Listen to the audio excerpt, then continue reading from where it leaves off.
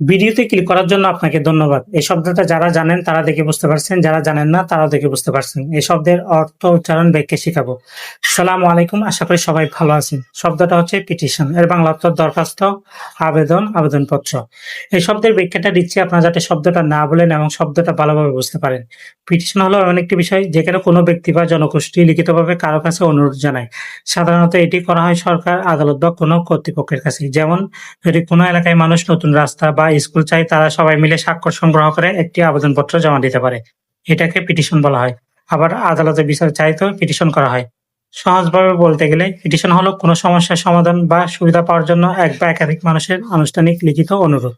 আশা করি আপনারা শব্দটা ভালোভাবে বুঝতে পারছেন। আপনাদের প্রত্যেক ভিডিওতে বলে আপনারা ব্যাখ্যাটা কয়েকবার পড়বেন। কয়েকবার পড়লে ইনশাল্লাহ শব্দটা আর ভুলবেন না এবং শব্দটা ভালোভাবে বুঝতে পারবেন। ভিডিওটা যদি ভালো লেগে থাকে অবশ্যই লাইক, কমেন্ট, শেয়ার করবেন। যারা ফেসবুকে দেখবেন লাইক, কমেন্ট, শেয়ার করবেন। আপনি একটা শেয়ার করলে বাকিরাও শিখতে পারবেন।